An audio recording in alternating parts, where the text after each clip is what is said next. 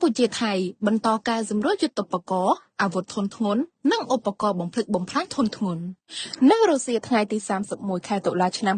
2025នេះនៅច្រកព្រំដែនអូស្មាច់ខេត្តឧត្តរមានជ័យយុទ្ធពលភូមិភាគទី4កម្ពុជានិងកងទ័ពភូមិភាគ2ថៃបានរៀបចំកិច្ចប្រជុំពិសេសនៃគណៈកម្មាធិការព្រំដែនថ្នាក់យុទ្ធភូមិភាគកម្ពុជាថៃ RBC សម្រាប់ពិភាក្សាលើការកែសម្រួលអាវុធនិងយុទ្ធបកបំផ្លិចបំផ្លាញធនធ្ងន់បន្ទាប់ពីកិច្ចប្រជុំពិសេសរបស់ក្រុមលេខាធិការដ្ឋាននៃគណៈកម្មាធិការព្រំដែនថ្នាក់យុទ្ធភូមិភាគកម្ពុជាថៃ RBC កាលពីព្រឹកមិញនេះ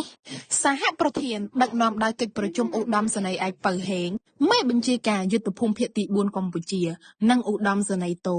វីរយុទ្ធរៈស៊ីងមេបញ្ជាការកងទ័ពភូមិភាគទី2ថៃ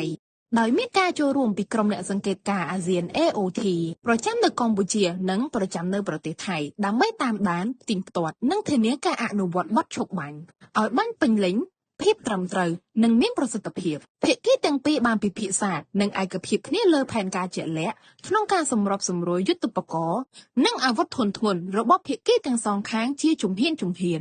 និងតាមដំណាក់កាលនៅក្រោមការសង្កេតការណ៍និងផ្ទៀងផ្ទាត់របស់ AOT សម្ដៅរួមគ្នាកាត់បន្ថយភាពតានតឹងនៃផ្នែកយោធាកិច្ចប្រជុំនេះត្រូវបានបញ្ចប់នៅវេលាម៉ោង